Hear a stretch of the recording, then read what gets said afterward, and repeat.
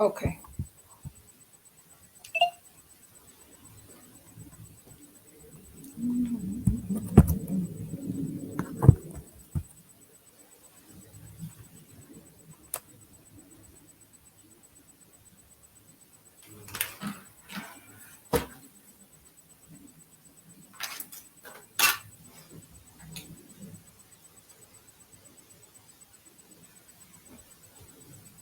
Okay, peace and blessings, everybody. Hi, Elvira.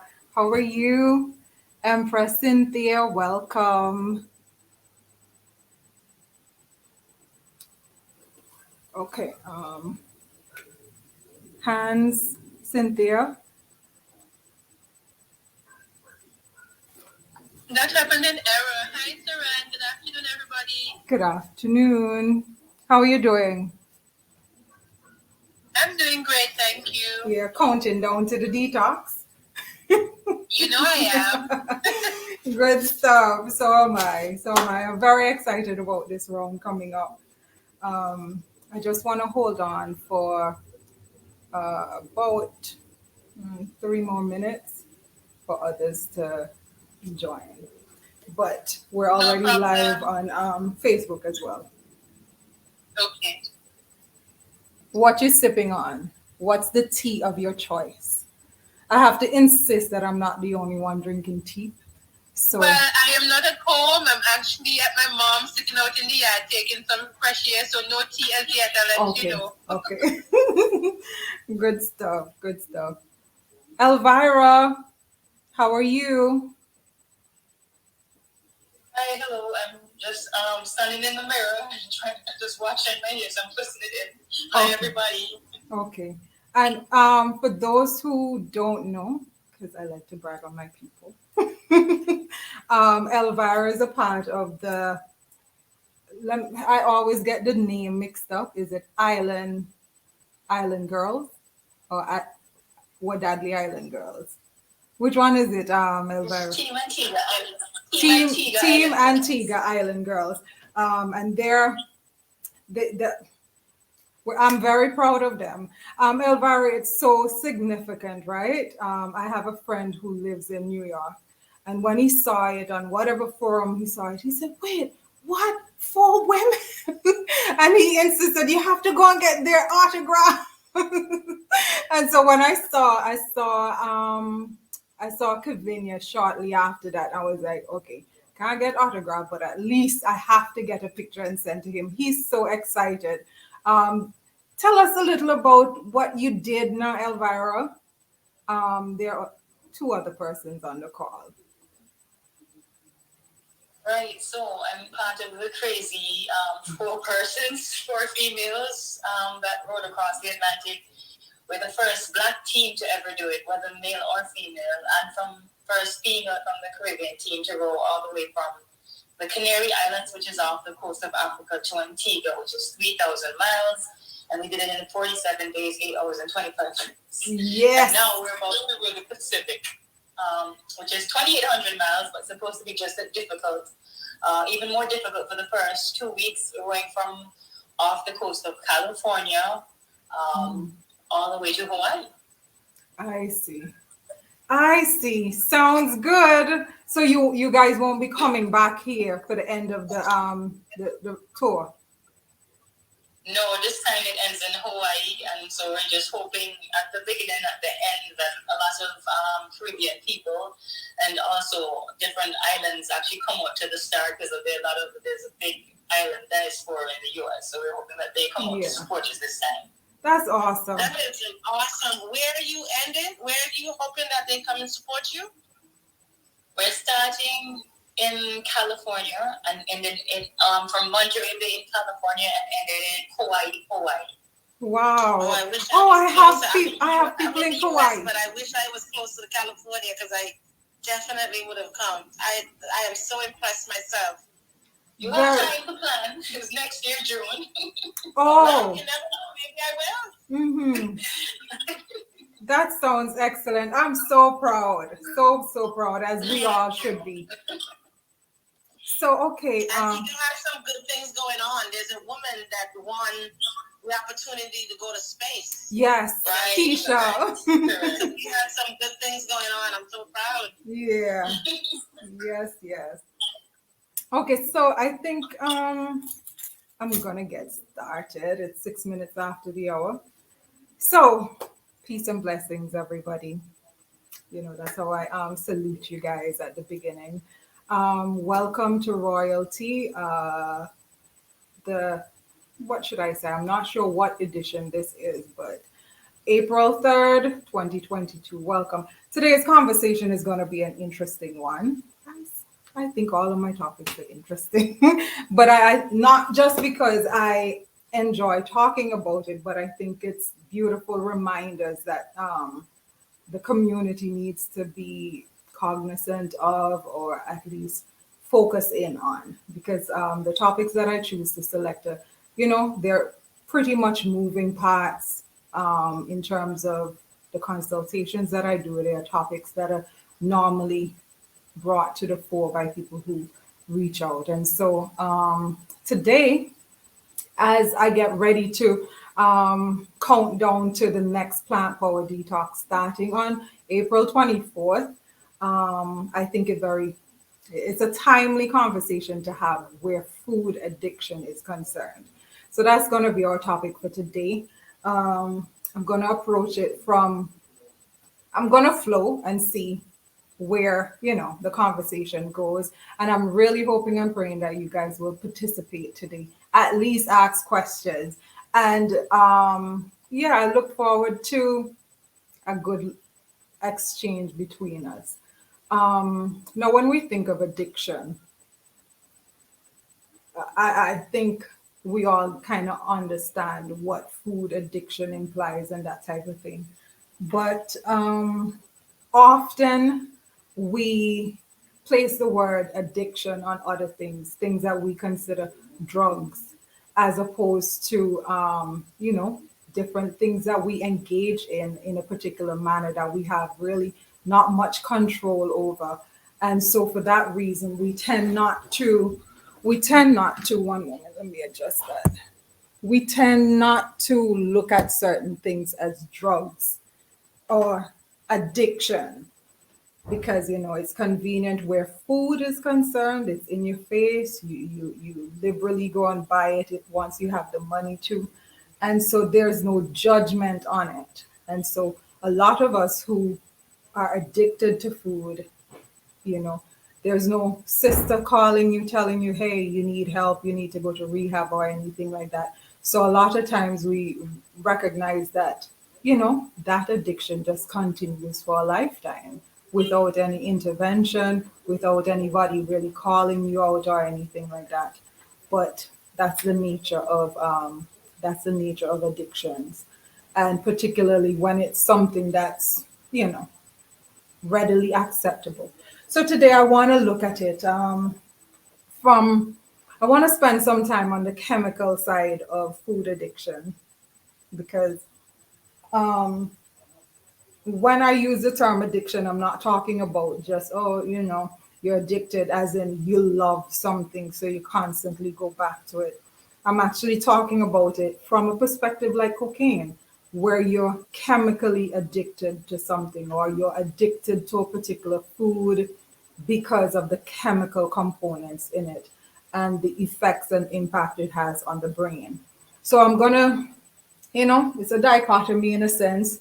I'm going to talk about it from an emotional perspective, of course. That's a must. That's a conversation that we tend not to have. And I do really hope that I don't offend anybody, but it's definitely a conversation that we need to have. So with that being said, again, welcome. Food addiction. So let me grab my notes real quick.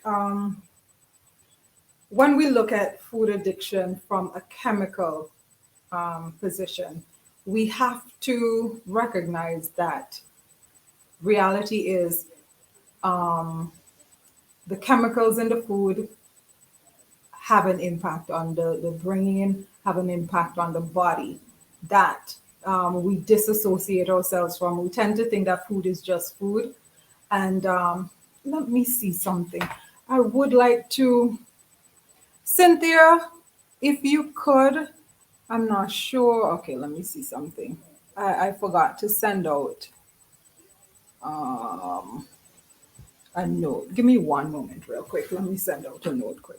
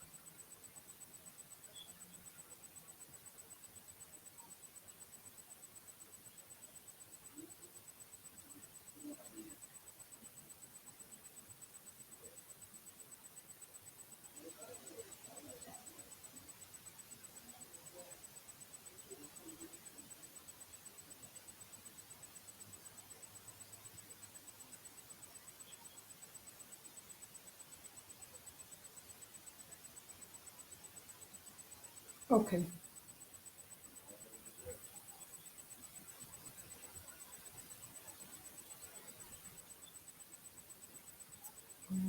Okay. Alrighty. Sorry about that, peeps. All right, so we're back from a chemical position. Again, my apologies, but I normally send out a notification via WhatsApp as a notification to jump on the live. Um, Let me just go back and say, okay, we're going to talk about the chemical part of it. Hi, Bernie. um, I'm trying to get on. Hi, Nikki.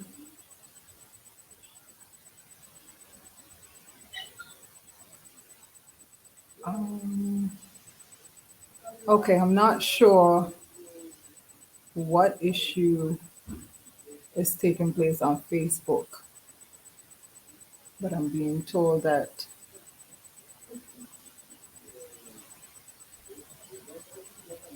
Go ahead. Any questions? I see a hand raised.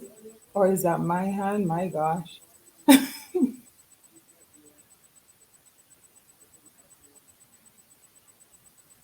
Okay. So we're gonna move forward. Thanks for joining, Bernie. Thanks for joining, Nikki and student. I'm not sure who student is. Anyhow, as I was mentioning, I'm going to discuss food addiction from two perspectives, from the perspective of chemical addiction and also from an emotional perspective where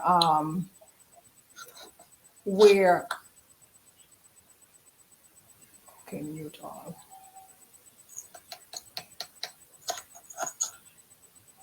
Okay.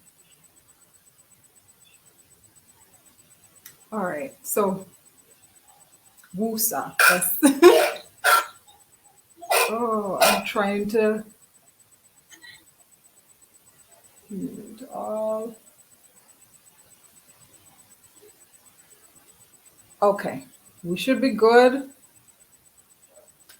Peace and blessings. Thanks for joining. So when we look at food and our addiction to food from a chemical component. And it's very important for us to recognize that everything is composed of chemicals. Natural foods, you eat a carrot, you're literally ingesting. Once you're getting vitamins, it's a chemical. You understand? Whether or not it's a toxic chemical or a natural chemical or a natural cellular membrane or breakdown of the food is a different conversation. But when we discuss food addiction, I'm going to spend a little time talking about neurotoxins. And the neurotoxins are in so many foods that are a part of our day to day life. And that is why I stress the importance of being mindful over the foods that you select. Because you can easily find yourself in a rabbit hole, in a sense, where you're completely tied and addicted to food and you're completely unaware of your attachment to it. Whereas with the emotional part, I think it's easy for us to recognize, when you're really, really stressed, you want this. When you feel down, you crave a particular thing. So I think we grasp the emotional connection to our addiction to food quicker than we do when it comes to recognizing that the foods have been so tampered with and the ingredients that have been added to the quote unquote. Now, let me use air signs with the food here because the original definition of food was something you eat for nourishment and energy. That was the original definition for food. And then after the snack industry boomed, where for a fact there's no nourishment to be had from things like corn kernels and things like that. And so the definition for food was then changed to pretty much say whatever you consume, and so let me see. Hi, Nicolette. How are you? I can't see all the other people on Facebook, but y'all bear with me because I'm doing everything today by myself. So Facebook is on my laptop and Zoom is on my cell phone. So now going back to the food part of it, the food and the chemical components. Now, there are different things that have been added to food over the years, and the reality is it doesn't come from a natural source, and it also has a very serious negative impact on the body. And again, I'll go back to the thing that I normally say. We have entrusted people with our bodies who have never ever earned the trust. The only thing they were able to do was to put together something that you consume and put it together in a nice package and put it on the shelf for us to purchase. But they have never done anything to show that they operate in integrity, that they care about nourishing your body or anything like that. But we have relegated all of our trust and our limited resources to supporting companies like this. And we don't think about the negative impact that the foods have on the body. And so today I just want us to kind of just flow with it and just think back to all the different things that we have engaged in, that we have been tied to. Let's look, for example, let me see which one to start in. I don't like to really I like to flow with the conversation. So, but I do know that I want to touch on MSG. And for those who are on the Zoom call, I think most of y'all know I'm always on the MSG tip because until we stop with the MSG story, I'm going to feel very unsettled. We need to do better where that is concerned because that has been a known neurotoxin and a known irritant to the body for so many years. And still, we continuously engage in purchasing not only foods that have been seasoned with MSG, but we literally go to the supermarket and we purchase the seasonings with MSG in there. And I would even go further to say you can go in the supermarket and purchase just MSG, nothing else in it. The main and only ingredient is MSG. And so I think a lot of conversation needs to be had where MSG is concerned. MSG is one of those chemicals. Now, the main function for it, now, bear in mind, it's not as if these things don't have a function. They all do. So it's not as if they just, it's just an extra ingredient that they just threw in as a filler. No, it is designed. Get the word. It was designed and created to do a particular thing in the body. Where does it do that thing? In the brain. Okay, it's a flavor enhancer. Hi, Diane. So when you say flavor enhancer now, what's wrong with enhancing flavors, and but it does so by triggering the brain. And so what not I shouldn't even say we, what studies have shown time and time again, a lot of people who suffer from migraine, when you really analyze what's being consumed or what they engage in on a regular in terms of food consumption, you'll see there's always a direct link to MSG in some form. Now, I know for some of us on the call, if you legitimately get up right now and you go into your kitchen cabinet, I bet you anything. How many persons? I will bet you at least 30% of all of us on the conversation right now can get up and go in the kitchen and you can find seasonings with your MSG. Now, for those who when I dig at companies not being integral, I do it for a reason because some of you would have heard me talk about the MSG component before and companies beginning to be clever with us. They know that, people are pushing avoid the MSG for even medical doctors where you have persons who are constantly complaining of terrible migraines, inability to actually function because of such terrible. Oh no! Don't tell me that somebody's cutting yard or doing something. My apologies if you're being disturbed by the noise in the back. But going back to the what was I saying? The MSG and it's, I'm sorry, are you guys able to hear me? Because that is pretty loud. If you can, please just um, let me know so I'm not talking in vain because that is pretty loud. Oh gosh. We can hear you. Okay. You can hear the noise as well, right? No, I'm not actually. Really? Okay. I'm just hearing you.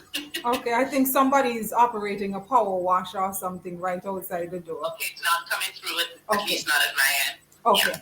All right. So I was talking about MSG and the way in which companies have begin to operate even clearer to show to us that they're just not to be trusted. With the whole movement, avoid MSG, avoid MSG. You know what them suckers do? Sorry to call them suckers, but when you are that deceitful, I have no, I really don't have any honorable words to call you because you haven't operated that way. So what they have done, they realize, okay, people turning around the back of the products and they're now looking at ingredients and they're being told by their doctors and other natural health practitioners and everyone to avoid the MSG. They have now changed the name for MSG and have MSG in there. So when you pick up your seasonings, for those who are, oh, mine don't have no MSG. If you see E620, E630, E6 whatever, E5 whatever, it's the same thing. It's the same thing. No, why would you do that? Why would you do that? And the reason why it upsets me to some extent is that the very same companies that do that type of thing. They come up with codes and all that kind of stuff, and it's perfectly fine for them to do that and get our money, even though we're trying to avoid a particular ingredient. They name it something else, and we still continue to buy it.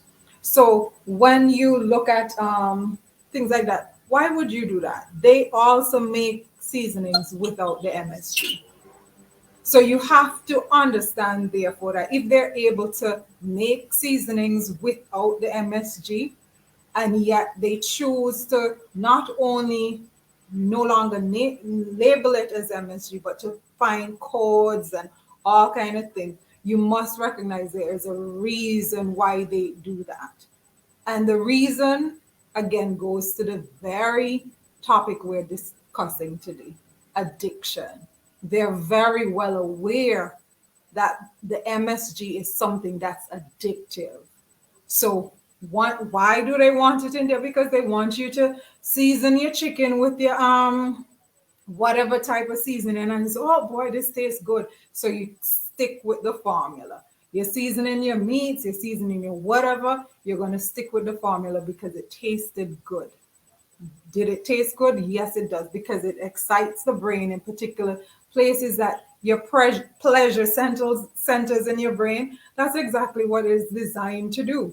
And so, with that in mind, you can understand that it's not a fallacy about these things being addictive or causing addictive tendencies in the persons who eat that type of food. It's real thing, because they would not go through all that length and breadth of the land to, deceive you. And so we just have to be mindful. If you're doing seasonings and things like that, we're all accustomed to seasoning our foods at home. We don't all use blended seasonings.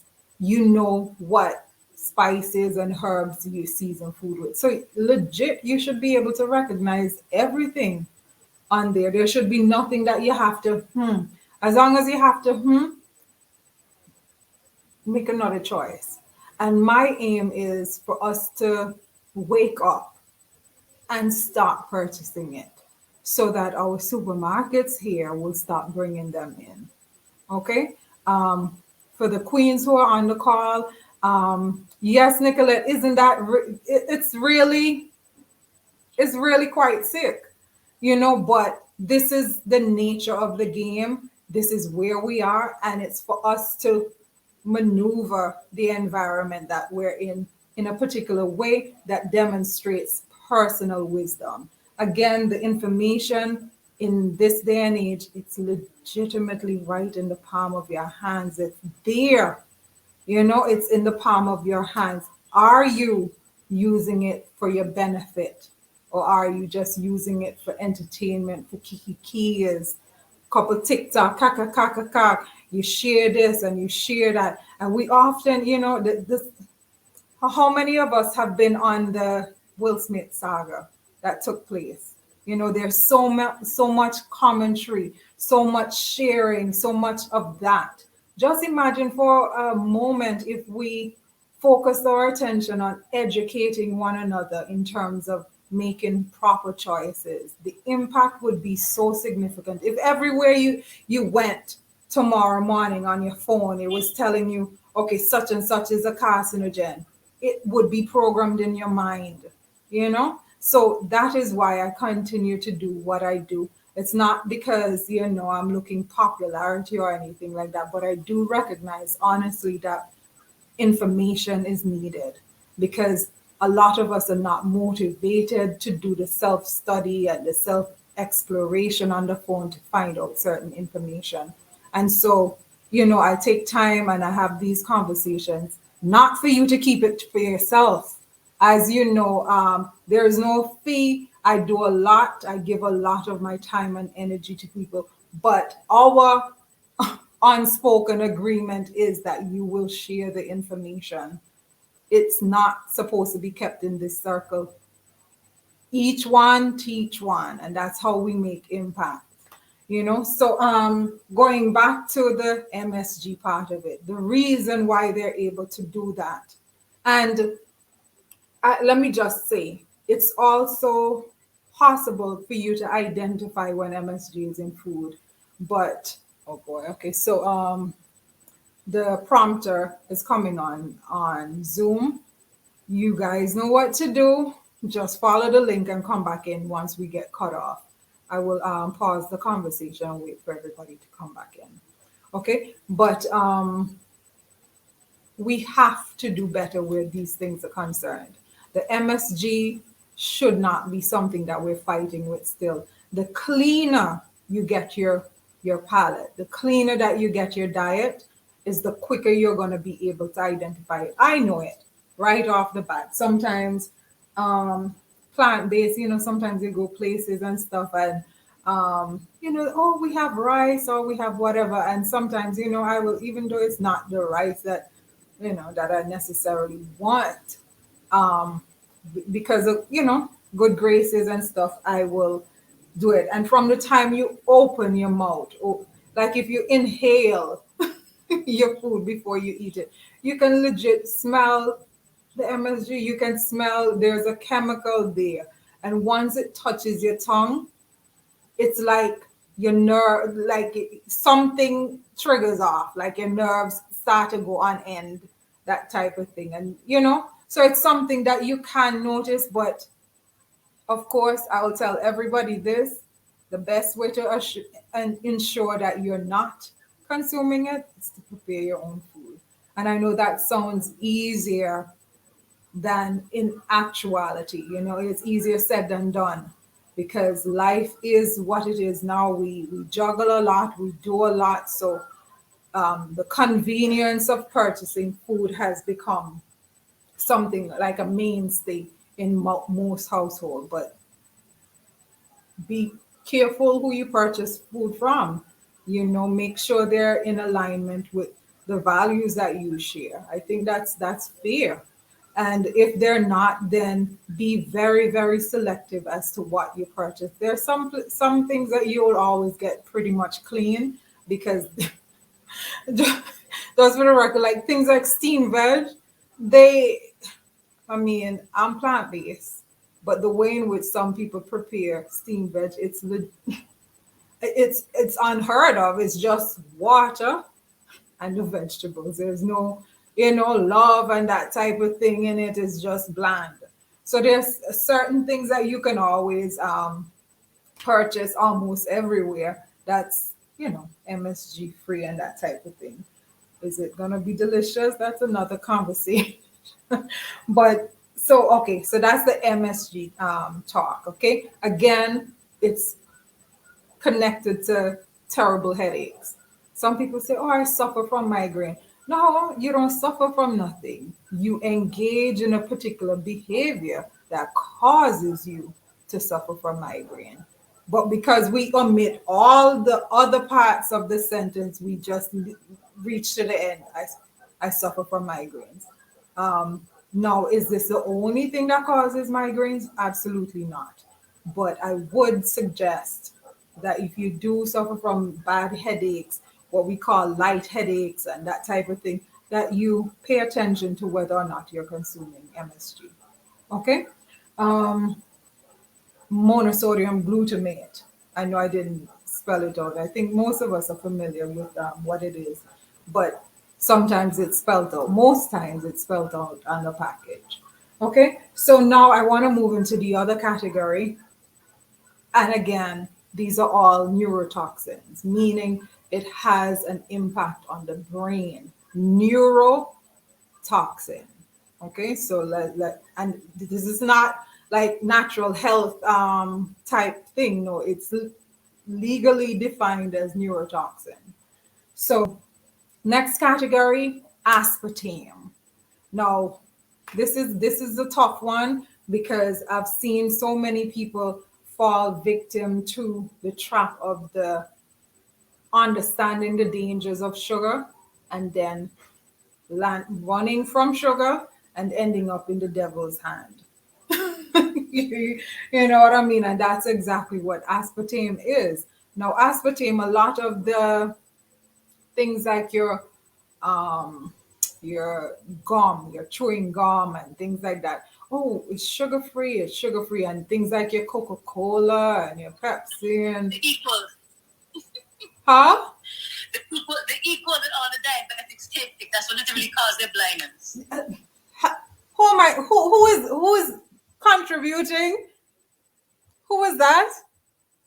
Oh, it was Elvira's. Oh, Elvira. Yes, yes. Look, and it's one of those things, because you run away from the sugar because you have a diabetic condition. So you start paying attention to the things that you buy and you tell yourself, okay, sugar free, no sugar, no sugar. And you gravitate to these things, not knowing that, hey, you're doing such a huge disservice to yourself and it's not your fault. You understand? To me, it should not be that difficult to make proper choices in the supermarket. And my aim, if I had it my way, the other day I was joking about being prime minister. Main Prime Minister for Antigua and just having full reign and full control for 1 year. I said, mercy, Antigua, people would hate me. But guess what? We would all be healthier one term. And in fact, I was speaking with my niece. My niece said, no, you're not even going to get the full term. Talk about, what you call it? A coup. A coup going to come and take me out of there. But just imagine if we didn't have all of these options. And we really shouldn't, because we don't make anything like that. We don't make them. And nor does our neighboring Caribbean islands. These things are not from here. They're from there, and in my opinion, they should stay there. And that's not to say that I want my brothers and sisters in America and other places to suffer, but the truth is, you have to take. My concern is about home right now, and yeah. So the aspartame. Aspartame now is a sweetener. It's a sugar-free sweetener. And let me tell you, the I don't know. I don't know how to explain it in a nice way and to give the details on it without really becoming exercised in terms of my anger to companies who have maliciously done things like this. Um, Aspartame again is a sugar, it's a sweetener. I know Zoom is gonna cut off really soon. I think we have about a minute on Zoom. Just follow the link and come back in. But where the aspartame is concerned, when you get into the breakdown of the chemicals in aspartame, you just have to wonder, okay, so if that's that bad, you have three main ingredients in it that are toxic on its own. Why would you combine it? And then why would you label it or market it as a healthier option? What healthy about it?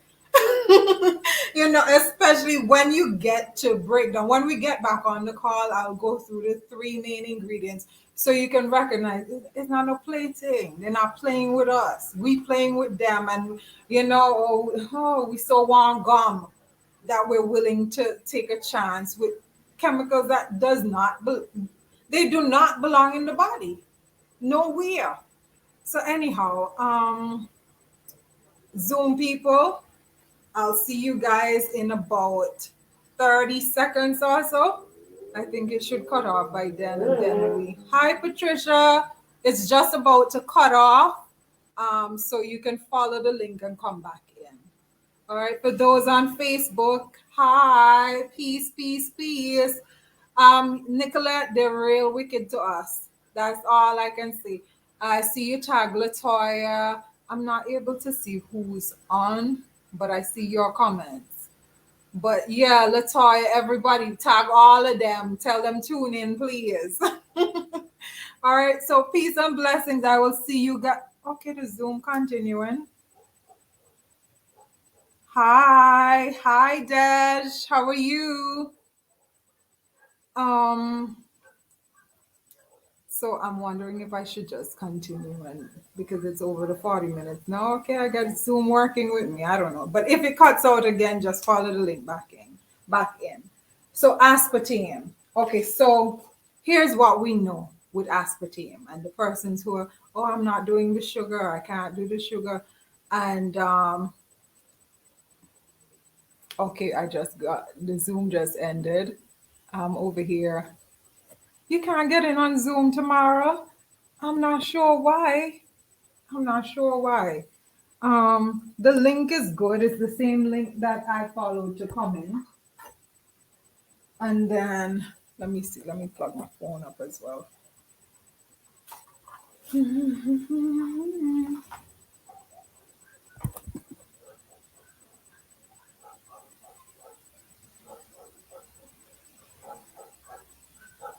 Okay. Bear with me, Facebook.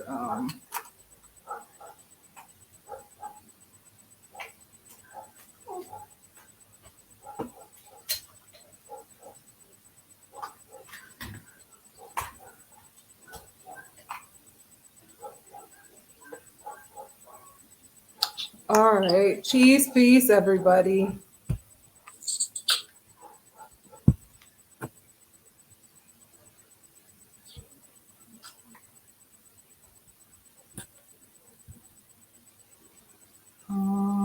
hope I'm not sideways, Zoomers. Okay.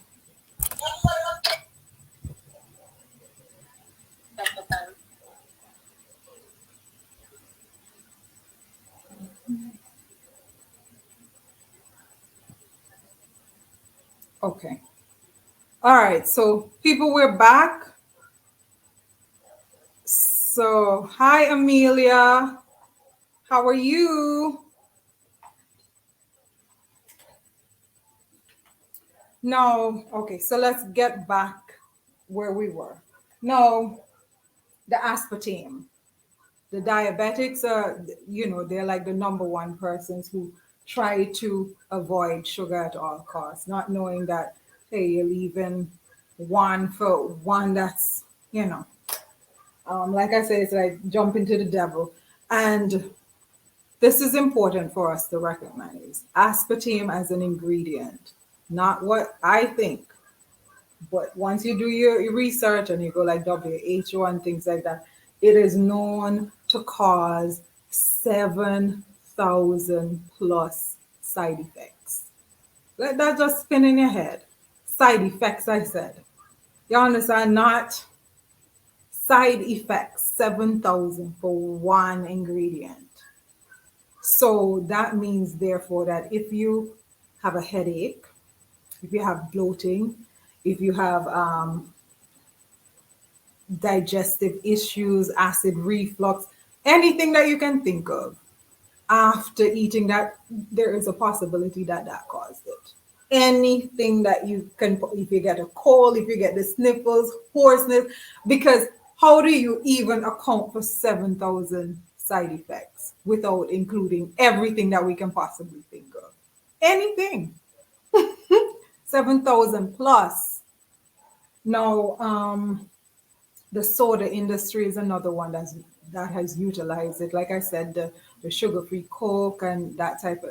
I don't know where people going with Coke and stuff. I really do hope that everybody on the call, we have already packed.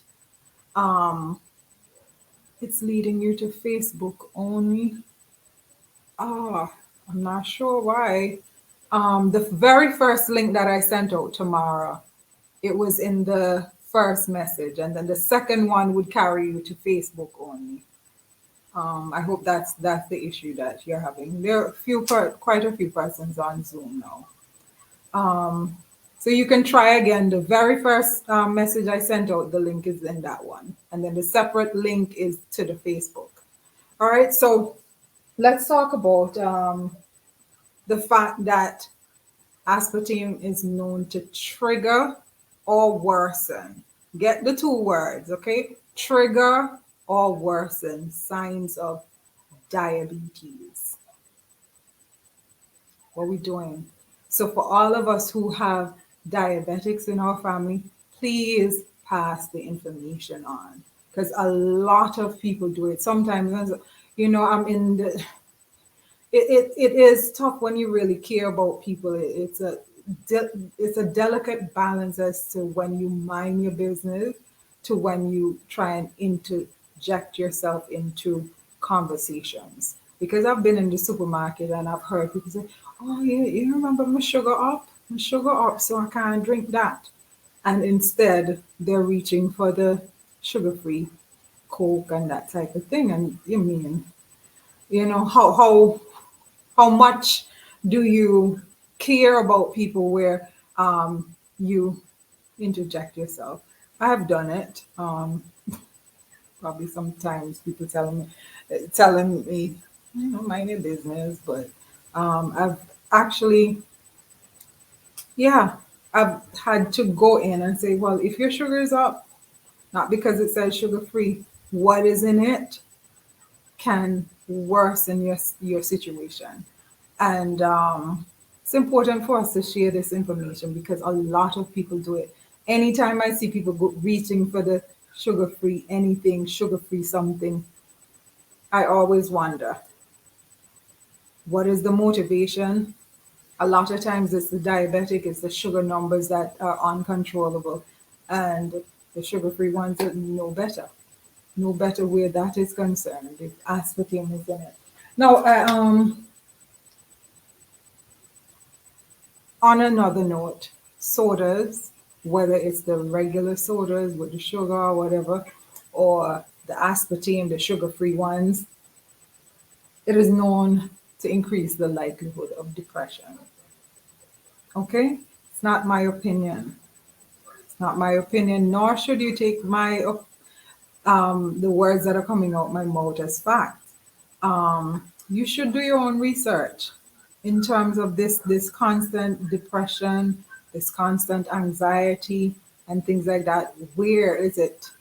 It's all brain. Okay, it's all brain function.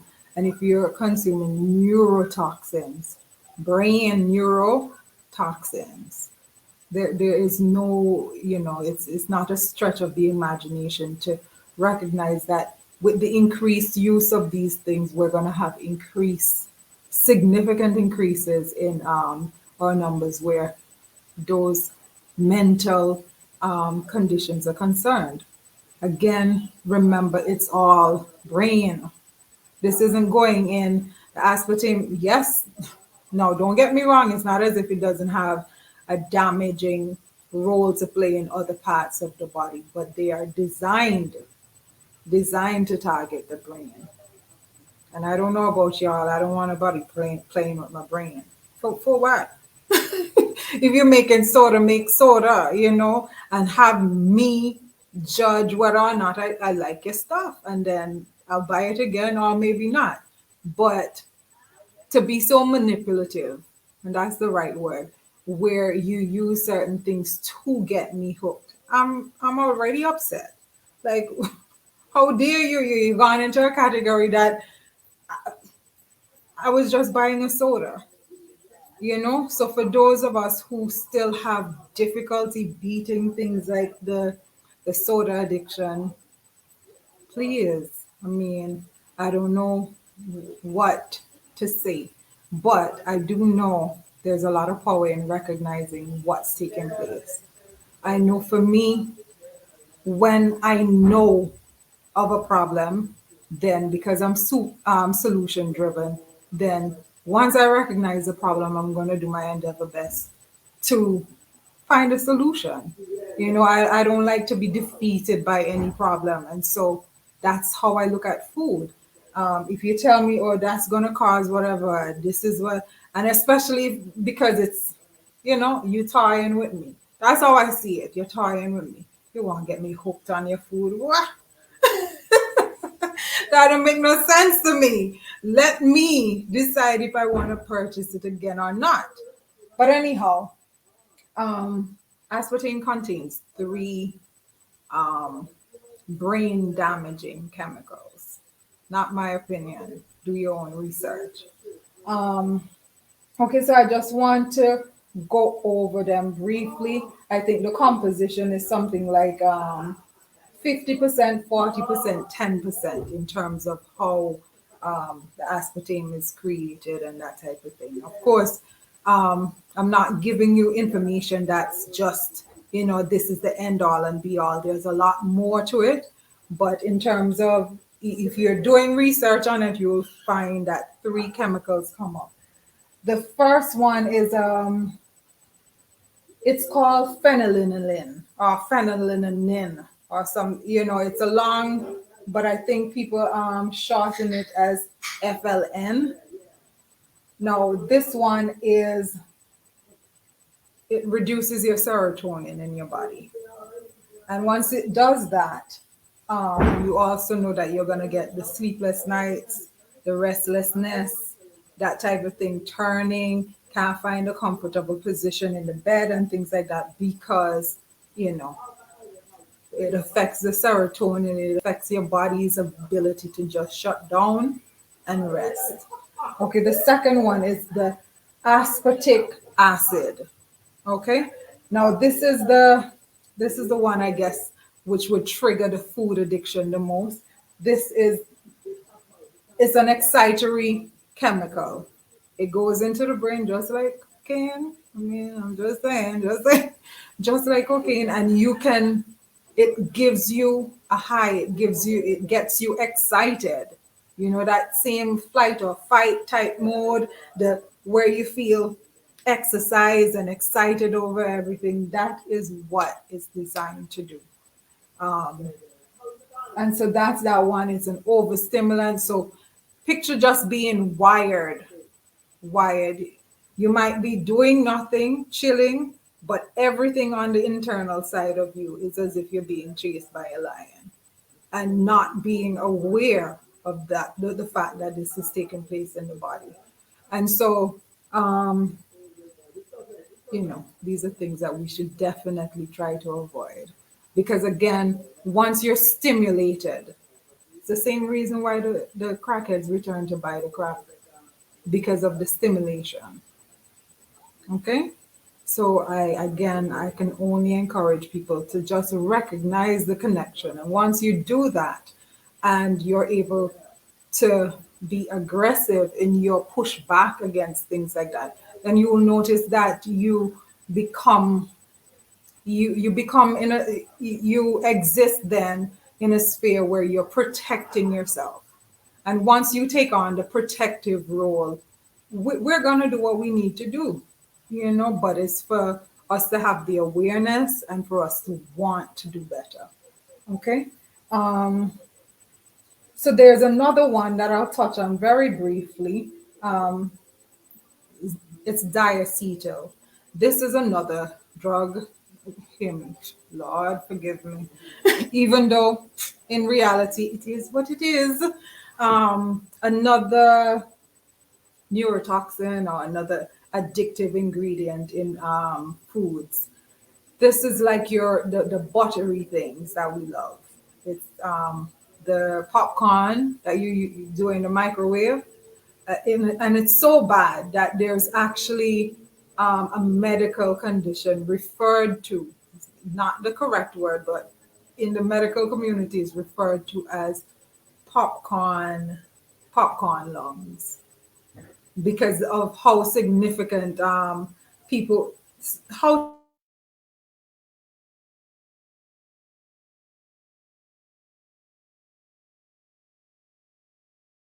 see Zoom. Okay, I mean, okay, so we're back. Um, yeah, so it legit affects the brain and also the lungs. So I won't go further into details where that is concerned, but just know that our addiction to food is not no play. It's not no, oh, she just like eat bread and that type of thing. When no, don't get me wrong, there's that component that I'll cover next. But there is the chemical part. And once we're addicted to the chemicals, it's seriously just like breaking a habit, breaking your habit, your attachment to cocaine and things like that. It's the impact and the way in which the difference is yours is legal. So you can just go and get your fix. You want Pepsi, okay? You can go and buy Pepsi, nobody judging you. But when you're on Coke, you know, we judge you.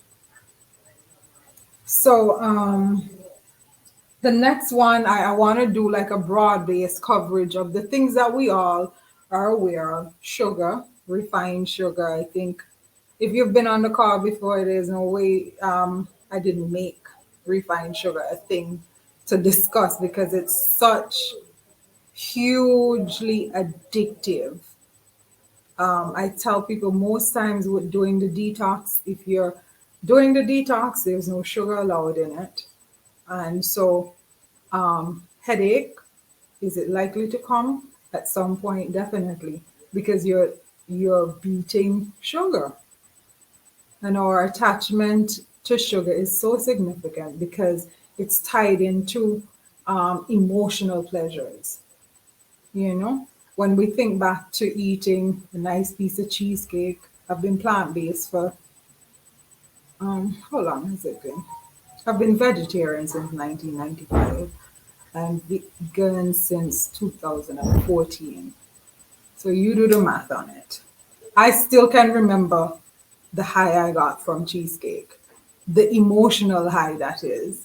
I used to love me a cheesecake, but as you go along and you recognize that, hey, for me, like I want to get that high without the cheesecake, because if it's nothing that's triggered in terms of like a chemical and things like that, then I should be able to get to that euphoric state without it, and then you have to question, when do you reach for things like that? What is happening on an emotional level that you're avoiding dealing with, that you're relegating to some other time for consideration and things like that. And so we choose to find pleasures in those things. I think for me, what really worked in terms of allowing me to overcome my attachment to certain things was to recognize, one, the attachment in and of itself, and then two, to find other ways of getting pleasure. Find other ways, things that are going to assist you, assist you with getting to your wellness, maintaining a happy, healthy life, and that type of thing. Something that's, you can enjoy fully, and there's no guilt when you're done. Because guess what? Things like the guilt and the shame over how we picked out over certain foods and things like that, that also has an impact on the physical body. Again, for everybody on the conversation, I push one thing over and over and over again. We're not just physical bodies. There's so much more to us. And once we limit ourselves in terms of just focusing on the physical body and things, we always come up short. You can be in pristine physical condition in terms of eating right, moving your body, doing all of that. But what's taking place up here? Are you at peace in yourself? Are you easy? Are you able to go with the tides of life, or you constantly get up trying to control everything? So yeah, I know I digress. But anyway, going back to the sugar. We all know the high. We all know the high. As adults, we kind of contain the high a little better. We don't bounce off the walls as much as children do. But we know how we can watch children, and we can see sugar is not a joke. You load them up with sugar, and it's like that. It's like flies. They're bouncing all about the place. Cannot keep still for nothing. And then what happens after the run? Psh, you crash head first into something. Foods that are healthy, nourishing, it doesn't do you like that. It doesn't, you know. So yeah, sugar. I think everybody's queued up on sugar in terms. Um, there's nothing in terms of a negative that sugar cannot be blamed for in the physical body. Um, Recognition for it being a carcinogen is a real thing. Affecting the function of the heart is a real thing. Of course, diabetic conditions. I mean, all of it. Anything that you can think of can, in some ways, be. I don't know no condition that you're trying to overcome or anything to improve yourself that sugar would ever be recommended for. Nothing. Absolutely nothing. And that's indicative of the negative impact it has on the body. Okay, so coffee, things like that, all the addictive stuff. Again, with coffee, it's in the same realm of are there any questions? I forgot to check on Zoom. Okay. No questions. Okay, so with coffee now, it's a natural stimulant. Is it addictive? Absolutely. Absolutely. And one of the things that we need to remember with coffee, again, it puts you in that flight or fight mode, and you're not conscious about it. It's seriously like you're being chased by a lion. So that's where your body is, but your mind is trying to function on, let me finish up this assignment, let me finish this budget. You're busy doing something else and putting your focus there, but the physical body is being chased by a lion. And so you can just tell that there's nothing balanced about being like that. If you're chill, you're supposed to be chill all the way. If you're working on that, that's where your senses should be. You shouldn't be racing, ripping, and running, and that's what things like that causes. So, yeah, caffeine, we all know the caffeinated beverages, the caffeinated everything, highly, highly addictive. That's one of the things that I dial back significantly in terms of like persons who are doing the detox who consume large quantities of coffee and caffeine on a daily. I try to get them to dial back to replicate the taste in some way by using like roasted dandelion root and things like that. Because that drop off of caffeine is tough. It's very, very tough, and it's one of the things that it keeps you going back. You can imagine that, to get through your day, you need a fixer to start your day, or else you can't function. So then what happens? We just came out of COVID. What if it was impossible to get coffee in the country? What would happen to you? And that's what happens when you relegate your body's function to something else. We really shouldn't do that. If you want to be up, I am one of the persons who think we all have the natural ability to be up without relying on any type of stimulant, whether it's natural or otherwise. Okay, so that's what I have for us in terms of the neurotoxins. Please, please, please be mindful. If you have diabetics in your family, the aspartame is big deal. Big, big, big deal. Okay, so please inform, pass the information on, because that's one of the stuff. Just like Elvira indicated, you will lose your blindness and then lose your sight, and then you're like, oh, but I cut out sugar, but you know what I mean. And one of the things that I did not mention in terms of aspartame, no, I did mention that it has over 7,000 side effects. All right, not my opinion, what they say. And cancer is one. Cancer is one. It's a known carcinogen. It's in a class as a carcinogen. Not by me, not by health, natural health people, not by bush people, by them. Can pregnancy bring on? Absolutely, absolutely. No, there's somebody on Facebook asking if pregnancy can bring on these cravings as a vegan. No, remember, your cravings are stimulated by other things apart from the chemicals that we're addicted to in the foods. It's also brought on by hormonal dips, hormonal jumps. And so, pregnancy, you will never be in another space in your body that your hormones are doing this more than pregnancy. And so, absolutely, your cravings, yeah.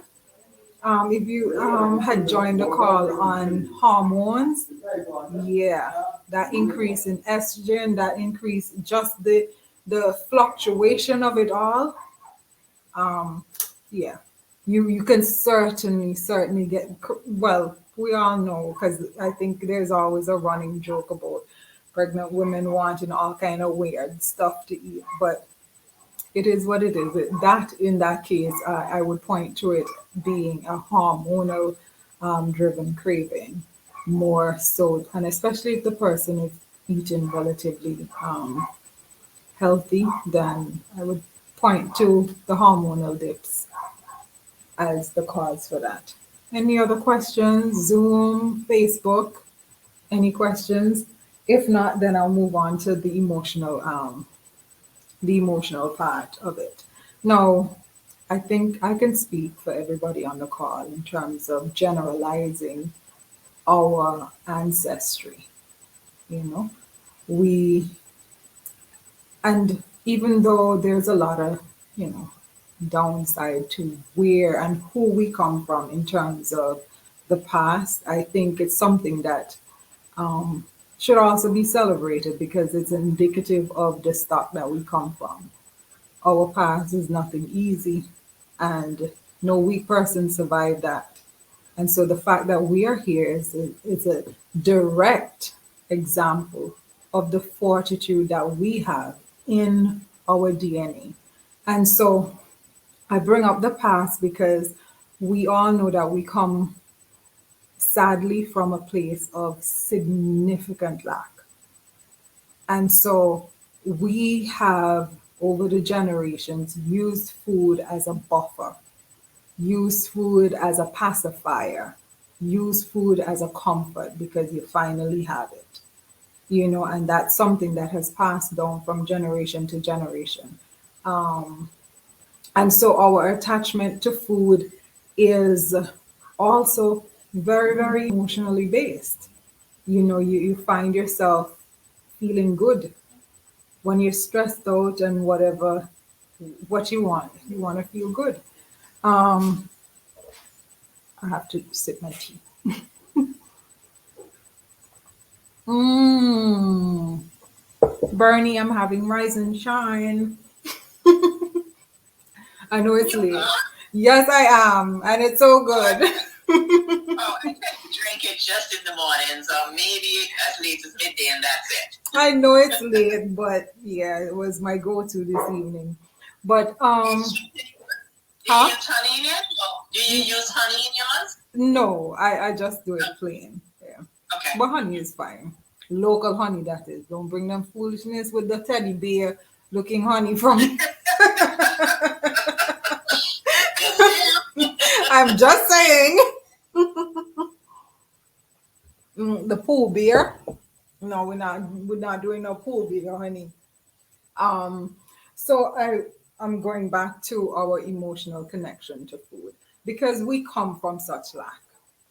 I would dare say probably my grandmother's generation. Um, because their children were always hungry. Now picture for all the parents in the house, your children are always hungry, and then you finally get plenty, whatever. You're gonna do it up, and you're like, it's an offering, and you feel good, you feel satisfaction in and of yourself because you can provide, you know. And so for the children, you sit on the floor, and I know all of us can remember because I know I'm not that old. We can remember sitting on the floor and your grandmother tell you, "Oh, open up your legs," or you sit on the floor, you put your plate between there, and when she was able to give you plenty food, it was that, and you go back. There's some emotions that never ever leave. You go back to that place of, oh, I get all of this, you know, and you sit there and you're like, you're happy. You're happy. Your soul feels good. You, your cousins, your sisters, your brothers, or whoever, and everybody eating plenty. That's something that stays with us. 50, 60, it don't matter what age, that emotion and that connection to food, it stays with us, and so we try to replicate that feeling, and we can only get that sensation when we think back to being in a position where we have a lot. So a lot of us overeat. Some of us eat as if we're going to climb Buggy Peak twice in a day. Because when you look at the food, the way in which our plates are comprised, you have big piece of rice and a big serving of rice and, let's say, black eyed peas. Then you have potato salad. You have your macaroni, your baked macaroni pie, a big piece of chicken. You're not like, what are you doing to burn that food? What are you doing? You're sitting in the office, click, click, click, click, click. There's no amount of energy you intend to put out in the day that can justify eating like that. And so what happens is that all of that remains, and then what happens? You have all the different issues. You don't burn it off, you don't walk it off, you don't do anything to justify it. Oh, Zoom, y'all know how the drill is. I just got the prompt. So I won't be long on the next one. I won't use all the time on the next bounce back. But yeah, we eat as if we're gonna climb Buggy Peak. That's what all our rice and stuff, that's what they used it for before. like, my mother's generation and things like that. It's men who ate like that, and that's because they're going to be in the sun. They're building a house today. They're carrying water and all that kind of stuff. That's not for us in terms of our physical activity. But we have become so accustomed to eating like that, that anything outside of the whole plate of starch and carb is, like, okay, so I must eat then. Like if food doesn't exist anymore. And so we are attached to that. Another thing that we're attached to, that full feeling, I that the itis, where you eat and you stuff and you can barely move and stuff. And then the tiredness comes in, and then you feel the sleepiness, and you feel like, oh, life is so good. I'm full and I can sleep. And people get delight in that. I know some persons who seriously they get up or they eat late just so that they can enjoy the feeling of being really full and going to bed.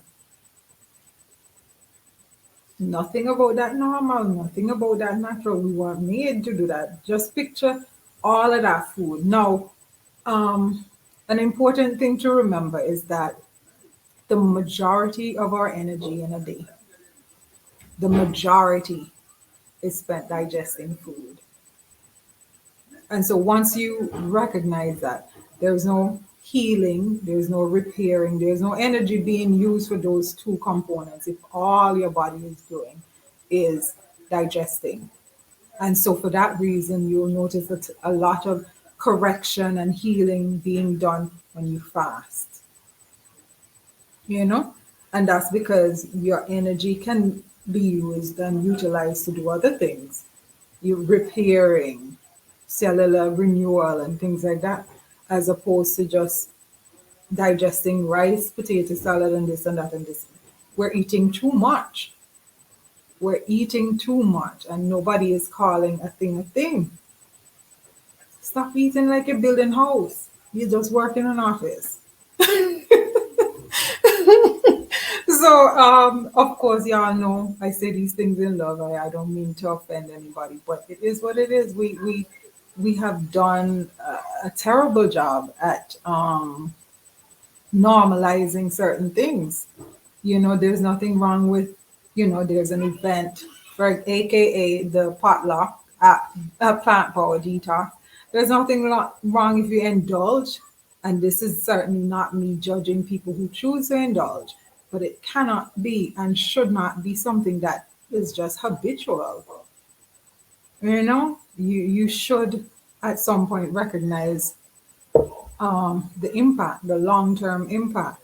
And the truth is, the more work you do in terms of your awareness,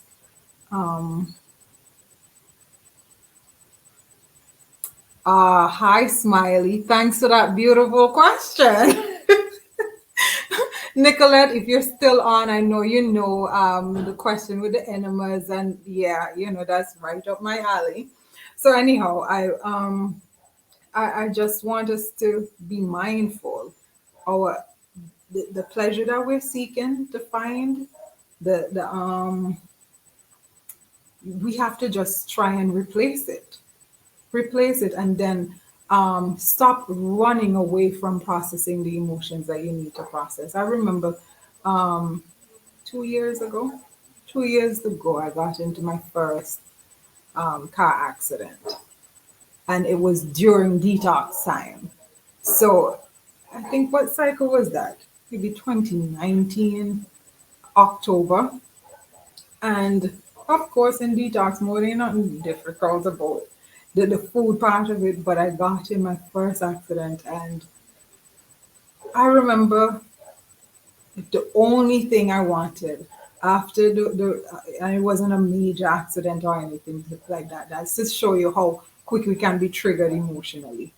Um, Spoke to the police and all that, and by the time I'm driving home from the country now, all I wanted was wood bread. That's it. Like nothing, like even if I saw the wood bread and there was nothing to put in it. And I wasn't conscious of the craving being stimulated by wanting to feel whole, wanting to feel, and when we're conscious of it, then we can shift and focus on and do other things. Like, okay, I want a particular level of comfort. What am I willing to do to offer myself the comfort? Okay, what else do I love? I love going to the beach. I love, whatever stimulates your pleasure center, you reach for that, as long as it's something healthy, and something that you're not going to regret. You go and stuff up yourself with the wood bread one. Next morning, your bowel's like, hello. And then can't move your bowels, and then you feel guilty over that, and you start fussing and fussing, and you have an internal fight with yourself. So my suggestion is just to find activities that you truly that sets your soul afire. That's how good it should make you. You should feel like, okay.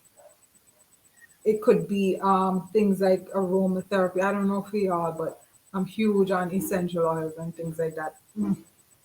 You know, go light your candles, your smudge, whatever that stimulates you. It's gonna be different for everybody. Sometimes it's just okay, just being able to put down your phone and just chill. Put on some music that you love. Find what resonates with you. Now there's a question. What is the best way to get rid of waste from the body? Do you suggest enemas, exercise, detox, or a combination? Now, y'all know this is me. So thank you so much for that question.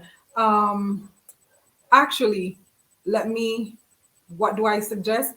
A combination of everything is fine, but I will begin here. I sell supplements, and of course, everybody knows that I do an excellent bomb detox as well. Plant Power Detox coming up April 24th. But outside of that, my go to first in terms of eliminating waste from the body is always going to be food.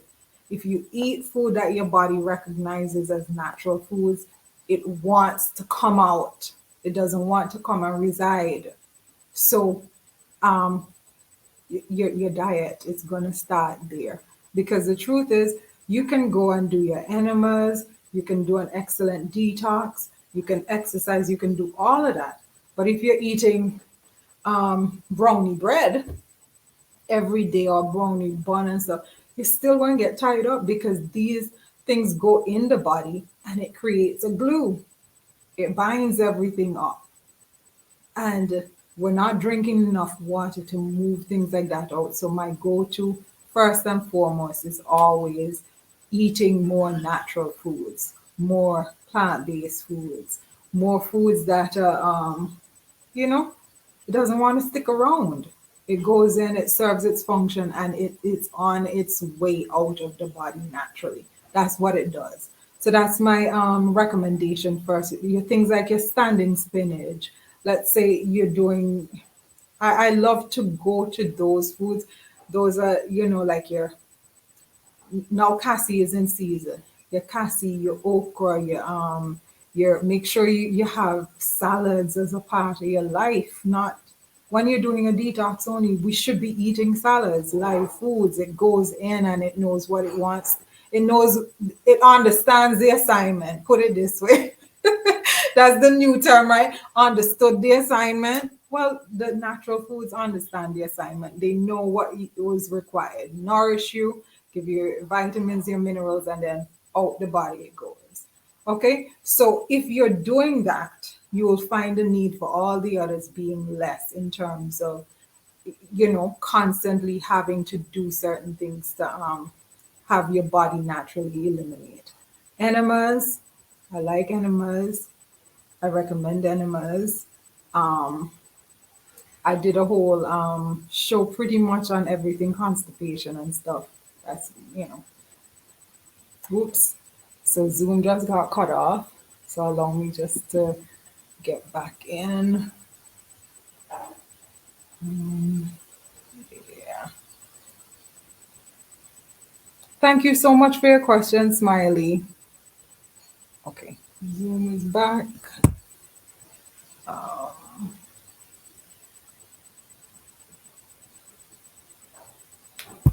okay, let me just give them a few seconds to jump back in. Mhm.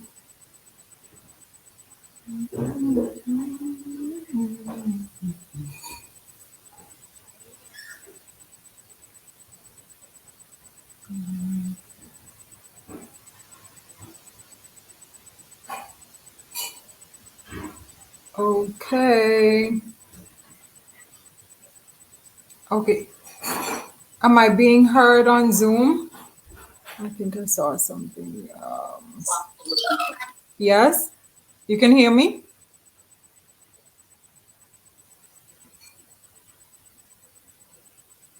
Let me see something. One moment.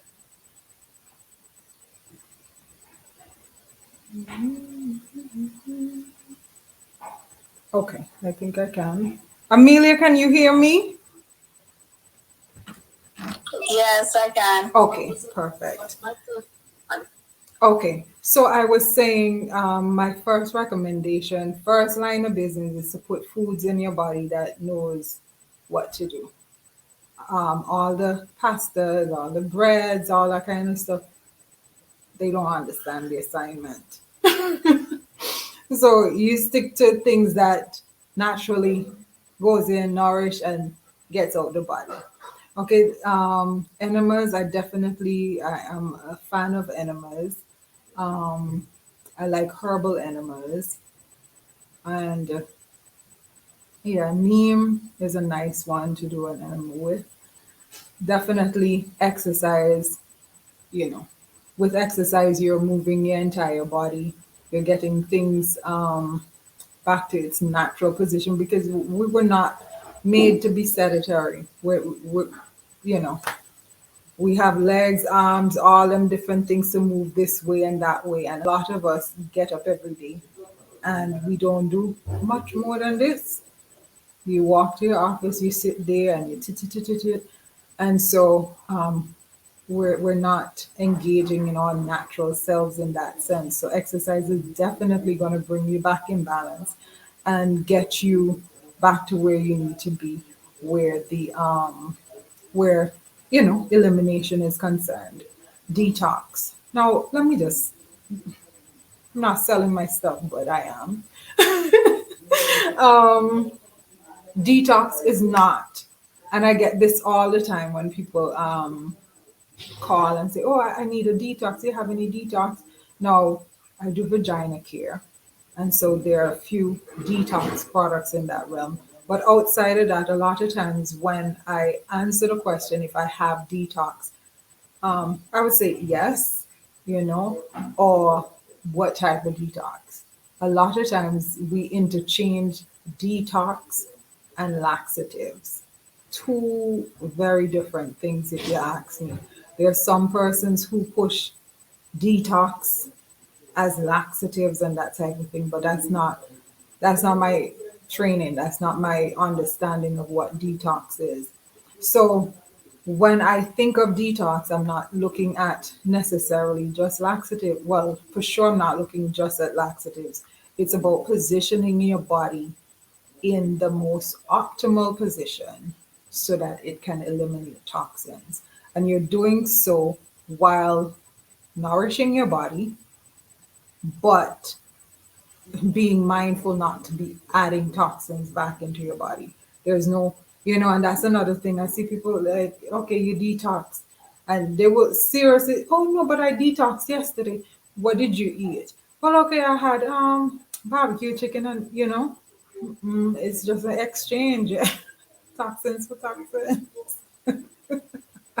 So that again, it's about positioning your body in a way that you can really, really you know eliminate toxins, and we're eliminating at the consideration of not adding it back. And another thing with the detoxes, people, y'all don't come to detox to retox. Okay, I know retox is not a word, but some people count down to the end of the detox so that they can have something. toxic. Aw, no. There's always, and I must say, it's not to bash my people because the transformations that I've seen in terms of general practice and eating habits after the detox is phenomenal. The amount of people that have reached out to me and say, you know what, since I did that cleanse, since I did the detox, I've been able to completely eliminate certain toxic foods out of my diet altogether. And that's a beautiful thing because at the end of the day, y'all know I preach one thing. It's not the 14 days, it's lifestyle. It's lifestyle. And the more aware we are, then the easier it is. Now, another thing with the detox, I think it's important to differentiate between a detox and a cleanse as well, to some, or a fasting cleanse. Let me use that term. Now, there are a lot of persons who push detox as fasting, such as juice fasting, water fasting, whatever approach you take to it, where you rest everything and you do not, you don't consume anything that you have to digest during that time. Absolutely, perfectly fine. My detox, however, includes food and it's intentional in terms of including food. My objective again is not to give you optimal thing just for 14 days and then back to business as usual. And that's what I see time and time again. There are a lot of persons who come to do the detox after doing different juice fasts and things like that. The difference is a juice fast for most persons, it's a little challenging. And you're going to do that for 14 days. And then when the 14 days done, you haven't learned anything about preparing healthy meals, you haven't garnered any information that's going to change or shape your life in any better way after the detox is done. And so that's why I incorporate food. Because the truth is, you're going to enjoy eating plant based. You're going to enjoy preparing your plate. You're going to enjoy your meals. And so that means after the detox is done, it's easy for you to say, okay, well, I'll just prepare this that I did while I was doing the detox. But are you going to say, let me just juice fast for these 3 days? Chances are no. So I normally take people from where they are. Now, bear in mind, now, if you're accustomed to eating clean and you're doing this and that and stuff, then up the game. Up the game while you're doing the detox. Try to make it 100% raw if you can. But for persons who are leaving Kentucky line, I prefer to make a difference in terms of their mindset where food is concerned, because we think very limiting when we think about food. We think that meat is what make food taste good. We think meat is the like the icing, that type of thing. And I know that to be false. I know there's a lot of food that can be consumed that's healthy for you, and then once you put that in your regimen, then you will continue certain things. There are some persons who, after have used the detox as a way to transition to being plant-based, and that's a good thing. There are some persons who say, okay, well, it was so not easy. I'm not going to minimize it, but they have somehow mastered the ability to prepare healthier meals. And so some persons might add steamed fish back to their stuff or whatever, but I know for sure it's better than Kentucky Line, which was what they were doing before. So again, the detox, April 24th. What is the next? Oh, after, let's see, the next one will be July. Yeah. So it's April 24th, and then the next one will probably be Carnival this year. Y'all want to get y'all Carnival bodies. and I may do it early July. So that's the date for the next one. Somebody asked me. Hi Sylvia, how are you? Thank you so much for all your love on the page. I really appreciate you. So that's the now I want to go back to the emotional part because it cannot be overemphasized. We have to be mindful. Everything we do, we need to ask ourselves, why are we doing what we're doing? What is the motivation behind it? What is it that I'm trying to feel? What am I trying to buffer? What am I trying to avoid? Um, in the peace and blessing world, you know, I know I do my salutations with peace and blessings, but I'm very aware that life isn't always USA every day. It's not what it is every day for real. And so we were sent here to feel everything. Um, there's not an emotion that we should not feel. And sometimes we really need to sit in it, sit and soak, stew for a little bit. Know that everything is, of course, temporary. Those downs are always temporary, always. Some of us look at it as, oh, it's a hole that I can't get out of. It's temporary, temporary. And I just want to encourage us to look at life that way. But sometimes you need to sit still, feel it, heartbreak and things like that, grief, losing your loved ones, those are things that, they're like natural occurrences. And if we try to avoid feeling that or to buffer it with food, we find ourselves in a position that's really, it's not serving our best interest when we try to do that. So I just, yeah, it's not hunky dory every day. It's not butterflies, love and light every day. Sometimes you have bad days, but how do we maneuver through it? How do we put things in perspective? The stresses that we had last week, last month, last year, guess what? 100%, 100% of us overcame it because we're still here. And at the time when we're going through our issues, it seems, insurmountable, like how we're going to climb that hill. But we did. And so when you recognize your own fortitude and your own resilience, you know that it's going to come, challenges are going to come, and we're going to sit there. There are times when we need to take a break and grieve. We need to take a break and allow anger to flow, but it's whether or not we are in control of ourselves as we process these emotions. That's a different conversation altogether. If somebody has the ability to get you rattled so much so that you cuss all day, you cuss all night, you gave them that permission. They didn't naturally have it, but it's what you grant, okay, as a people, I think we need the education to prepare meals and even shop, as you said, after the detox. What's next?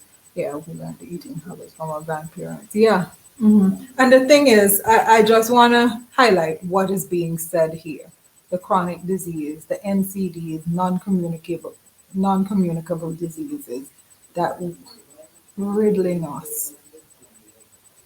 We're saying farewell to people too often to diabetes and hypertension. And I'm not talking about old people. That those things are taking us out of here. And a lot of times, no, y'all know, it's not like I'm somebody who thinks that, oh, okay, I'm trying to live to 200 or nothing like that. It's not about that because, again, we're not just physical bodies. But it's important for us to enjoy this existence. It's important, and we don't enjoy our existence when we're hypertensive. And going back to what was mentioned there, the chronic diseases, there's nothing fun about that. There's nothing fun about you having to get up every day and you can't function unless you have, certain things to take. And if you can't get your medication, you this and you're woozy and things like that. So it's one of those things. It's my focus is on enjoying the time while you're here. And we don't enjoy it when we're suffering from those chronic diseases. We don't, you know.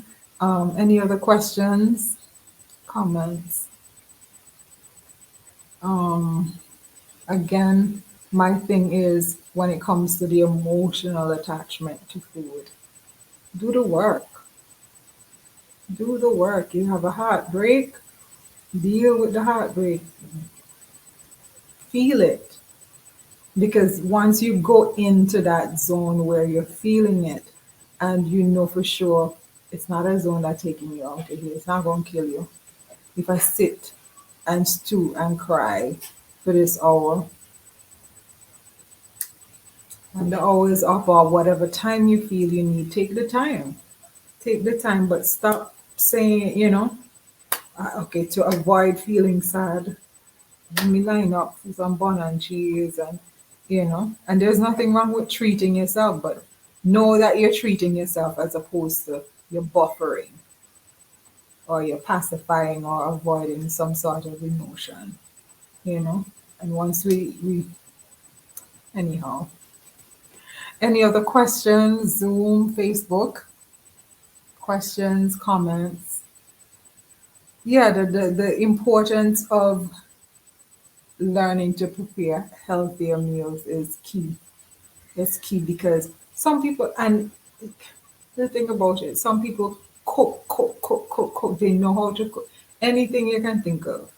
You understand? But tell them prepare a healthy meal is like if somebody take the cooking skills away and hold it for ransom. They have no idea, okay, what to do, because it's as if it's something different, it's something foreign. But we, who we are by our very nature, um, we put our essence in everything. So stop being afraid to be creative. Yes, I certainly will. I certainly will. Um, yeah, put the same essence that you put in it. Okay, you know what you're gonna avoid. You're not doing the deep fried foods and things like that, but you're gonna utilize this grain. You're gonna use these quote unquote proteins or whatever.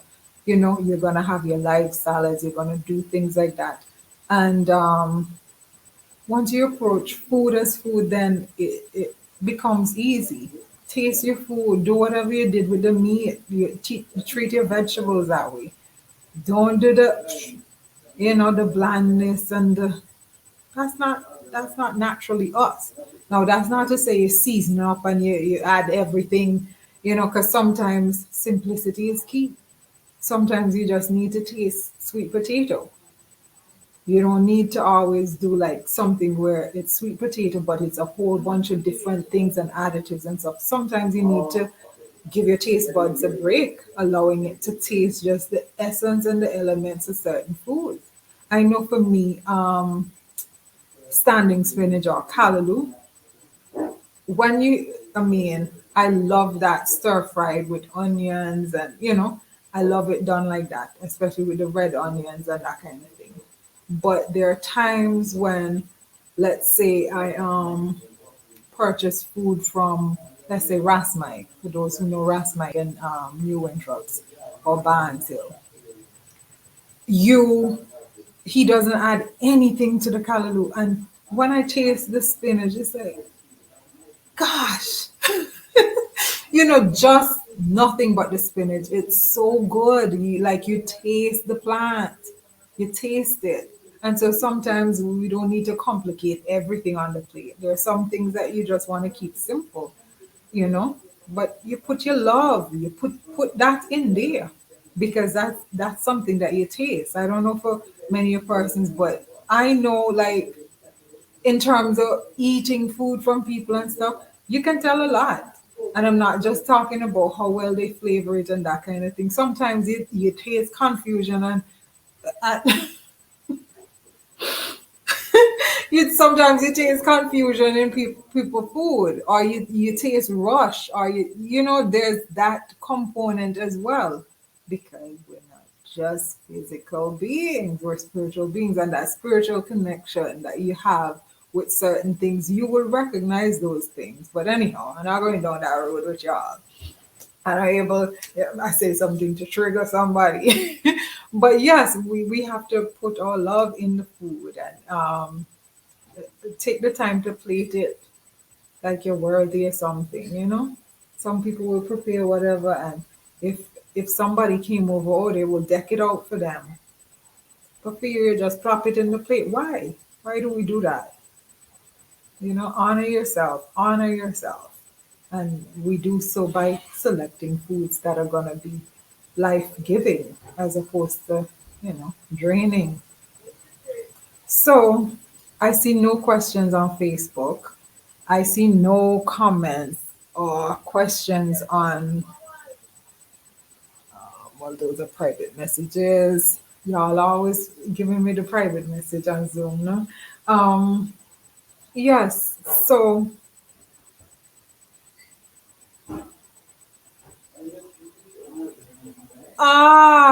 peace and blessings. How are you? Hi, Richie. What are the best oils to use in a cleanse? Period. In a cleanse, now in a cleanse, you definitely want to keep your oil to be a minimal. In fact, if you can avoid all oils in the detox or the cleanse, that's definitely the best route to go. Of course, everybody knows on the detox there's no deep fried foods, whether or not it's plant based. So all the cassava bars and peas bars from all them different people, we don't do that on the detox. In terms of the oil, my personal favorite in terms of oil to use is coconut oil, and I'm talking about using it at very low heat, not turning the skillet all the way up. And I really want us to have, especially takeaways from the detox and that type of thing where we get together and prepare food together, because there's some things that we do that can cause conditions that we want to avoid, especially while doing a cleanse. So the oil, my go-to will be coconut oil, fresh press. I like going local with the coconut oil if you're cooking with it and stuff as well. Um, you shouldn't have to turn it all the way up because you're not deep frying nothing. If you're doing a stir fry, it can still be minimal heat, and you put your goodies in and you stir fry it up. The oil is in it, so it's going to stir fry it. But that heat capacity, that high heat, we want to keep that at a minimal. Outside of the coconut oil, that is my go-to. Yes, you can also do olive oil as well. That's definitely a great option. Avocado oil, that's another one. Um, yeah, but again, my suggestion on the cleanse is to be very minimal in terms of using oils to begin with. Okay, thanks for that question, Richie. Peace and blessings to you. I hope all is well. Oh, and by the way, I don't know if you, well, yes, you're in Kauai. Elvira is on the call. Elvira is a part of Antigua Island Girls. They have the record for rowing to across the Atlantic from off the coast of Africa to Antigua, Guinness Book record and all that, all women and all black women as well. And they're going to do another one, and it will end in Kauai. They're doing the Pacific Ocean next time around. So if you're there, please go and make sure you have a big Antigua flag and welcome them. All right. Peace. Any other questions? Any other comments? If not, we'll just summarize food addiction again. Again, it cannot be overstressed in terms of the importance of focusing on processing our emotions. Stop using food as comfort for everything. No, there's nothing wrong. That takes courage. Absolutely. They're queens, capital letters. Um, so yes, stop buffering, stop avoiding, stop just going one way with everything, reaching for food, do something else. And when we get together as a family, may I suggest, let's shift we can get together, we can laugh, we can have fun and stuff. We don't have to get drunk to have fun. call a thing a thing. That's not my family, but I know a lot of other families engage in, you know, drinking, and that's what we consider fun, a good time, and things like that. Nothing about that life serving, life generating, you know. So pay attention to, again, we're getting together to eat food. It shouldn't have to be food that we're going to regret the next day, or the foods that are going to cause our bodies to be in much discomfort the next day. So yeah, my prayer is that we will all make an impact in our circle. Next time around, you're going to get together for the family, take something healthy. You take a salad and do a nice spicy dressing to go with it, so that the message is sent. Eat live food. Eat live food. Eat things that are going to nourish your body and things that are going to help you function physically.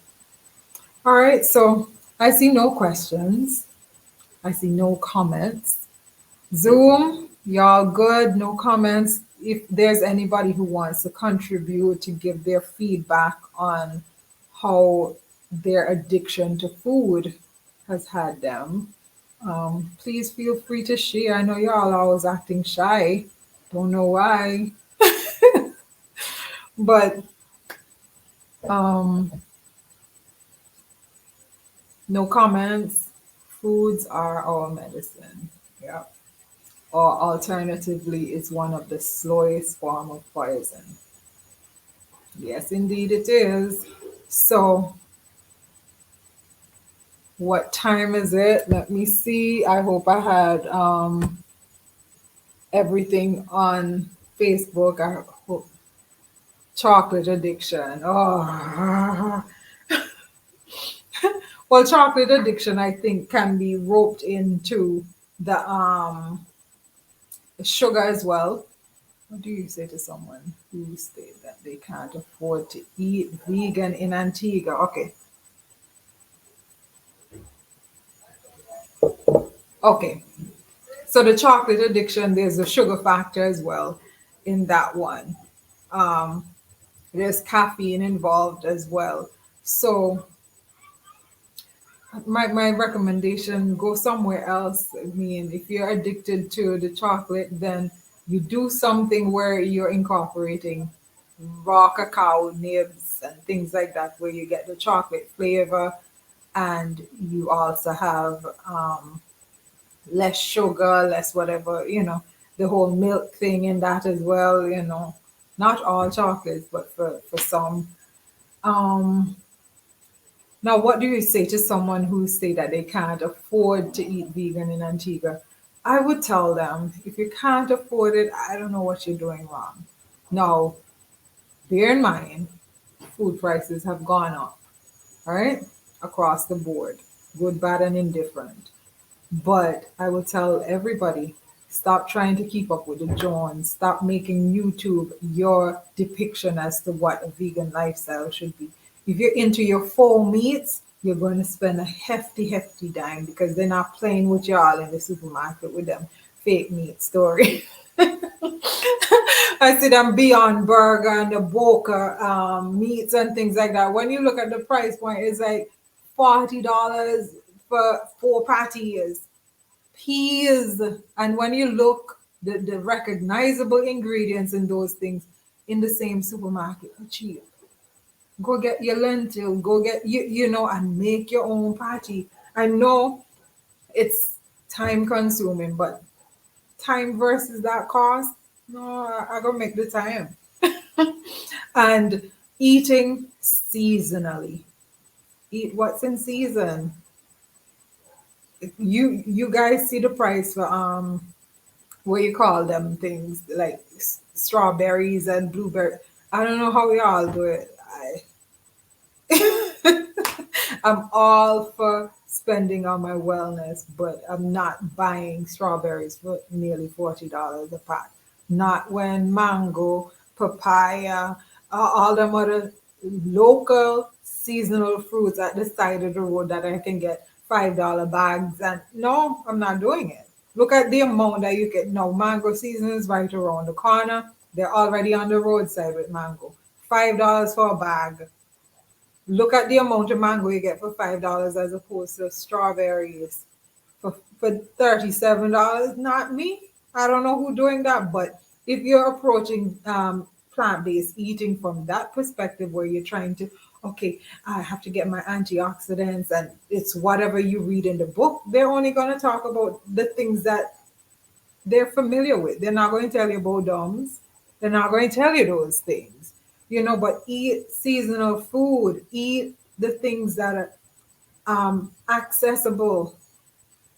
I'm tired to see people DOMs tree and all the DOMs on the ground, but we lining up to buy apple, not recognizing that DOMs more potent and more healthy for the body than the apples. And that's not knocking apples. There's nothing wrong with apples. But the tropical fruit, and let me just say, I don't know nobody using no pesticide to grow no DOMs or no mango here and that type of thing. So you get additional benefit. It's organic and you don't pay the price point for the organic because it's just how it grows. But we think that we have to do it a particular way and that utilize what is available. We're not in Antigua for by accident. Eat what's here. What about addiction to non-foods? What does this fit into the conversation? Oh, girl. Oh boy, or addiction to non-food. Hello. Now that I guarantee you. Please stay in touch. I'm gonna do an entire conversation on our addiction to non-foods. Non-food like dirt, candle wax. Yep, yep, yep, yep, yep, yep. And different things that we do. You know? Yeah. The addiction to food, and I can't believe I didn't discuss alcohol as what it is. And now, let me just remind us remember your ancestry, right? Alcohol. Let us just sit in you, you're addicted to alcohol, knowing where and who you come from. Alcohol. Let that sit. Sugar. Sugar. Don't forget your DNA. Your code is there, whether you want it or not. And you're addicted to the very same things that our foreparents died to make. Breaking the habits is a must at this point. The sugar mill, and we still addicted to sugar. I mean, that's how I approach life. You're not going to get me sucked into something and allowing me to forget who I am and who I come from. You know, the wellness queens is always going to be plural. It's my business, but it's always plural because I know and recognize who I come from. It's always plural. It's not just me. I come from a line of powerful women. And so all of that is an aggregate for making me who I am today. And so I always give, everything is always plural. All right. Alcohol. Just let that sit now. We can't go nowhere and have no fun time without drinking alcohol. Something very sinister about that. Anyhow, there are no questions. Is it okay to eat lots? Yep. Coconut meat. Yes. While doing the cleanse, definitely. Definitely. And one of the things that you'll notice with, especially if you're using the dried coconut meat, you'll notice that a little fills you for a long time. Sometimes you'll be busy making something in the kitchen and you eat the coconut meat and then you realize, okay, I didn't eat anything for lunch. It's dinner time. I'm pretty much full still. Any other question? Alcohol is bad for you. Look, alcohol. Yes, it is bad for your liver, but I think the picture is so much bigger than that. Like what are you trying to escape? And I'm not just talking about a person who chooses to have an alcoholic beverage, but somebody who overconsumes. You're drunk, and you were drunk last weekend, and this weekend you go back to the same things. And this isn't people, one or two people in society anymore. That's our way of being. That's the way we socialize now. We go out with the intention to get drunk intentionally. Women as well. You're going to be somewhere not really being able to have your faculties with you. It says so much. It says a lot, and it speaks to the decadence that we sit in, that we accept. It's much more than liver for me. Yeah. What are you trying to escape? And why not put the work in correcting it as opposed to taking yourself out of here, both physically and emotionally and spiritually, as well as you engage in that behavior. Anyhow, I love y'all tons. But any Smiley, thank you so much for that. For sure, we'll have a conversation on the addiction to the other things, or different the things that we engage in, sexual deviance and all that kind of stuff that we're just, yeah. I love it, love it. Thanks for that. That's definitely a topic to come. Any other questions related to food addiction? How do we break it? The beginning part is to be very, very mindful of what we do.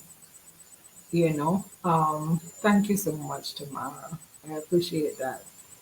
Um, be mindful, you know, there is an awakening that's taking place. I see more and more persons, becoming aware of, pushing the whole notion of mental health, pushing self care, pushing self love. That's only going to benefit us as a people. But we cannot benefit if also we're just not able to call a thing a thing. Stop. Some of the things we can stop. But are we disciplined enough to stop? Are we disciplined enough to want to put in the work? Nothing going to come to you easy, especially if you're breaking an addiction. It's not going to happen overnight. There are very few of us who can get up and say, okay, cold turkey, I'm not drinking again. Or cold turkey, I'm not eating this again. Very few of us are built like that. So for some persons, it's a gradual step. And some people, when it comes to food in particular, you can tell them this going to kill them. And we justify it by saying, well, something have to kill me. I heard that comment 2 days ago. Some guy said something, and the girl said, well, something have to kill me. You can't live forever and whatever. We justify our behaviors, not knowing that your time here and the ease and comfort that you have in your body while here, it matters. It makes a difference. Not length of days, it's quality of days for me.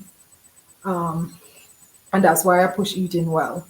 All right, so we have to do better, people.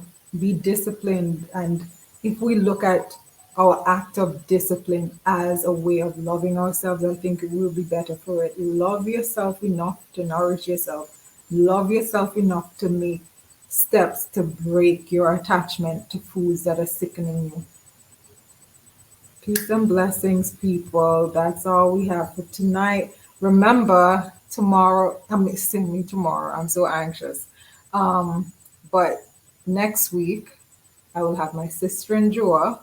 I told you all about her. She's a firecracker. She is like mine in terms of her passion and desire to see all people do better. And she's going to join the conversation. Not sure what we're going to discuss yet, but either which way is going to be fire. Please invite your entire squad, everybody you love and care for. That's not a live to miss. All right, peace and blessings to you guys. Thank you so much for your time and your beautiful energy. Until next week. Okay, and so for those who are asking about the detox, again, April 24th is the next one. I still have spaces available because I'm producing a lot more, so I'm making more boxes than before. All right, so peace and blessings to you. My number is on the page for those wanting to reach out for other things afterwards. Okay, thank you so much for joining. Good night, everybody. Bye.